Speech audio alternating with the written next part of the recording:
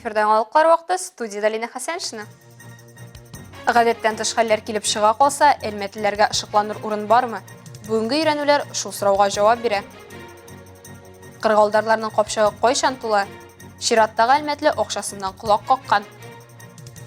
Ең күшлі боксшылар Ознақайға жиылды. Бірде Зинур Әбдірәшитов истәлігіне турнир узды. Дүшәмбе қолабызның Башқарма комитетында гражданнар оборонасы буенча әзірлеккә багышланган эшлекле очрашу узган иде. Онда 10 номерлы буйрык негезендә Әлмәт районында барлык хезмәтләрнең әзерлеге мәсьәләсе кузгатылды. Әлмәт шәһәр Башқарма комитеты җитәкчесе гражданнар оборонасы штабын җитәкләүче Ойнур Исхаков киңәшмәдә гадәттән тыш хәл чыккан очракта халыкка яшеренү өчен барлык подвалларда әзерлектә торырга кирәклегенә басым ясады. Бүген бу буйрыкның ни дәрәҗәдә үтәлгәнен тикшерделәр. Башқарма комитетта гражданнар оборонасы утырышы иртәнге 7-дә үк узды. Онда гражданнар оборонасы тренировкасы башлану турында хәбәр ителде. Тренировканың төп бурычы идарә аппаратын һәм гражданнар оборонасына кагылышлы мәсьәләләрнең үтәлешен тикшерү. Тренировка берничә этаптан торды. Беренче этап кисәтү, җитәкчелек составын җыю. Гражданлык оборонасы чараларын үтәү буенча буйсынудагы бүлекчәләргә бурычлар кую һәм вазгыятьне җиткерү өчен үткәрелгән киңәшмәдән соң Ленин урамы 38-нчы йорт үрнәгендә халыкка ышыкланыр урын булган иң гади құрылманы күрсәтү узды. Ул 775 кешене сыйдыра ала. Подвал дома отвечает требованиям к заглубленному помещению подземного пространства первой группы для укрытия населения. Полы бетонные, материал прикрытия подвала железобетонные, дверные проемов 3, оконные проемов в наружных стенах подвала 8 единиц. Идарәче компания иң гади халыкны урнаштыру шыгының тәэмин ителеше белән таныштырды. Ул һава тревогасы игълан ителгән очракта 2-3 сәгать кешеләр бирдә була алсын өчен ут, эчәргә су һәм туалет белән тәэмин ителгән. Подваллар коры. Город весь разделен на сектора. То, что вот мы уже посмотрели, то, что я уже объяснял на таблице локации. Вот. Шәһәр секторларга бүленгән локацияләр таблицасында аңлаттым. Мәгълүмат интернет һәм масса күләм мәгълүмат чаралары аша җиткереләчәк. Һәр кеше хәтта үз подъездыннан чыгып та белдерүләр тактасында яки подъезд ишегендә дә сыйыныр өчен конкрет адреслар эленеп торачак. Состоянию на табличке объявлений или на подъезде дома будет висеть табличка с указанием конкретного адреса, куда он будет укрываться со своего многоквартирного жилого дома. Шулай ук гражданнар оборонасы буенча республика күләм өйрәнүләр кысаларында калабызның электр подстанциясында авария коткару эшләре буенча өйрәнүләр дә узды. Шоссейная урамында урнашкан подстанция халыкның да, оешмаларның да, хастаханәләрнең дә, мәктәпләрнең дә 3тән 1-ен электр белән тәэмин итүче объект. Риваят буенча дошман ракета ярдәмендә һөҗүм итә, нәтиҗәдә подстанциянең кайбер технологик элементлары җимерелә һәм аңа тоташтырылган торак йортлар, социаль объектлар электрсыз кала. Подстанциядә башкарылган авария коткару эшләренә бөтен даими әзерлек көчләре, янгын сүндерү бүлекчәләре, ашыгыч ярдәм чаралары, полиция идарәсе җәлеп ителде. Шулай ук халыкны тәэмин итүче водоканал АПТС катнашында комплекста төрле хезмәтләр торгызу эшләрен башкарды. Узган елларда Әлмәт делегациясе Казанда мобилизацияләнүче ир-егетләр белән очрашуын хәбәр иткән иде инде. Казан Экспода хәрби әзерлек үтүчеләрнең торак артлары белән район башлыгы Тимур Нагуманов шәхсән танышып кайтты. Бүген анда 100дән артык әлмәтле әзерлек уза. Бу һәм мобилизациягә бәйле башка сорауларны район башлыгы ВКонтакте шелтәрендәге аккаунтында уздырылган туры эфиры барышында тагын кузгатты. Моннан тыш ул башка мөһим темаларга да тукталды.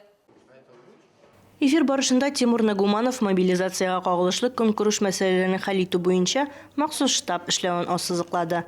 Аңа сораулар килә һәм алар барысы да хәл ителә. Аларны 26-01-01 кайнар линия телефоны аша бирергә була, диде ул. Безнең Ишегалда республика программасына кагылышлы тема да кузгатылды. Әлеге программаны киләсе елда дәвам итү максатыннан быел ук программага керәчәк Ишегалларына яшәүчеләр белән очрашулар башланды. Җыелышта кураторлар программа турында сөйли, ә халык үз идеялары һәм теләкләре белән уртаклаша ала. Бу теманы эфир кунагы Татарстан Республикасы шәһәрләрен үстерү институтының стратегик проектлар белән идарә итү департаменты җитәкчесе Арина Петрова белән берлектә дәвам иттеләр. У нас идет активная стадия встречи с нашими жителями, дворы которых попали в 23-й год в программу.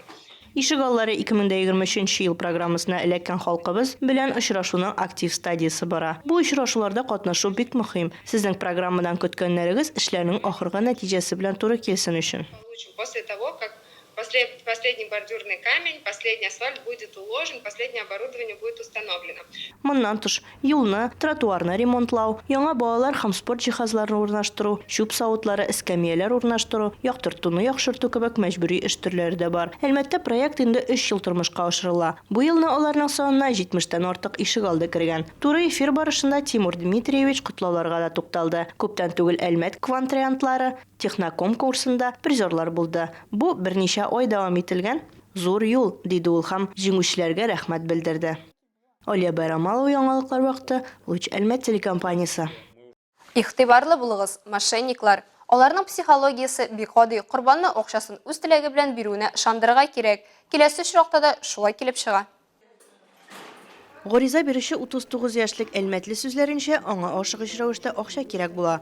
Ул паспорт мәгълүматларын, СНИЛС номерын күрсәтеп анкета тутыра һәм интернет челтәрендә тапкан банк учреждениесенең электрон адресына җибәрә. Кредиторлар тиз шалтырата һәм 150 мең сум күләмендә кредит раслау турында хәбәр итә. Яңа заем алгач, банк хезмәткәрләре башка банкта гамәлдәге кредит таба һәм 10 мең сум күләмендә страховка түләргә тәкъдим итә. Хатын бөтен сумманы тәкъдим ителгән электрон янчыкка күчерә. Алга таба транзакция һәм курьер өчен түләргә кирәклеге ачыклана. Гариза бирүче әлеге хезмәтләр өчен билгесезләргә 67200 сум акча күчерә һәм акча килүен көтә башлый. Икенче көнне аңа тагын бер банк хезмәткәре шалтырата һәм шул ук шартларда шундый ук кредит тәкъдим итә. Хатын-кыз аңа ышанмавын һәм аңа алданрак кредит алу омтылышы турында сөйли. Тик аферист шушы көннәрдә билгесезләргә күчерелгән акчаларны кире кайтарып булу турында аңлата. Мөрәҗәгать итүче әлеге тәкъдим белән кызыксына һәм шалтыратучы үтенече буенча акчаны кире кайтару өчен аның счетына тагын 62846 сум күчерә. Акча көтеп тормыйча зыян күрүче банкның кайнар линиясына шалтырата. Белгечләр хатынны тыңлый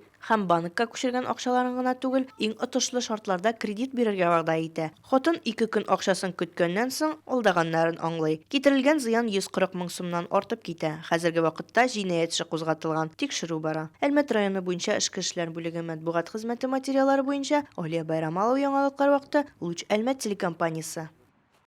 Ознакайда халык-ара категорияле хөкемдар Әбдрәшитов Зинур Зәйнетдин улы истәлегенә бокс буенча турнир узды. Анда республиканың төрле районнарыннан 12 команда катнашты. Чараның дәрәҗәле кунаклары Европа чемпионы халык-ара класслы спорт мастеры Фаат Гатин, Россия чемпионы халык-ара класслы спорт мастеры Ознакай бокс клубында тәрбияләгән спортчы Нияз Файзуллин. Турнир хакында тулырак Эльмира Шәрифуллина да. Зиннур Әбдрәшитов 1952 елның 2 октябрендә Башкортстан Республикасы Таллысызы авылында дөньяга килә. Кичкенәдән эш сөючән, гадел, кешелекле була, спортка тартыла. Уфа шәһәрендә яшәп, анда төрле ярышларда катнаша. 70нче елларда ул Ознакайга күченә. Спорт буенча бик күп турнирлар оештыра. 90нчы елларда шәхси эшен ачып җибәрә, спорт өлкәсендә дә, районның социаль үсешенә дә һәрдаим ярдәм итә. Аның истәлегенә багышланган ярышларда катнашучыларны район советы аппараты җитәкчесе Айдар Халиуллин сәламләде. Я желаю нашим уважаемым спортсменам спортивной злости, спортивной удачи и без травм завершить наш сегодняшний турнир, и пусть победит сильнейший. Очрашуда шулай ук Зиннур Әбдрәшитовның балалары, тормыш иптәше дә катнашты. Аның белмәгән эше юк ие. 70 төрле һөнәр генә түгел, аннан да күбрәк булгандыр аның һөнәрләре. Аның башында нинди генә уйлар, нинди генә планнар юк иде. Көне-төне эштә булды, ял итәм дип, ял вакытында да башын эшләтеп утырды. Тормышның иң матур, иң яхшы чаклары аның белән үтте. Ярышларның баш хөкемдәре Мурат Галиев әйтүенчә, мондый турнир районда әле беренче тапкыр уза. Бу беренче тапкыр, Алла бирсә, киләчәктә икенче тапкыр тоже үткәрбез ди, дәшә үткәрбез булымында. Боксерлар, алар бөтенсе бик әзерләнеп килгәннәр, көчле турнир. 2 көнгә сузыла торган әлеге турнирда республиканың 10 районыннан иң көчле спортчылар катнаша. Әлеге рингта барысы 100дән артык боксчы көч сынашачак. Лениногорский, Бөгелмә, Жәлил, Нурлат, Абдуллина, Бакалы, Туймазы, Сарман, Баулы, Ознакайдан катнашучы боксчыларны җанатарлар җылы каршы алды. Анагыбыз 2 ел шөгыльләнә инде бокс белән. Һәрбер соревнованиегә шулай киләбез дә менә калтырап утырабыз инде җиңүен теләп. Егетләр һәммәсе дә рингта үзләрен лаеклы күрсәтте. Һәрберсе җиңүгә омтылды. 2 ел мин бокстан 4 бой иттем, катнаштым. Үшесе аларның оңышлы булды. Ярышларның икенче көнендә җиңүчеләр билгеләнеп, бүләкләр, медальләр тапшырылды. Илмира Шәрифуллина, Рөстәм Акбаров, Яңалыклар вакыты, Луч, Әлмәт телекомпаниясе. Әлегә шулар Миллина Хәсән, монтаж операторы Оля Бейрамалова сезнең белән сау булашабыз. Исәнмин булыгыз.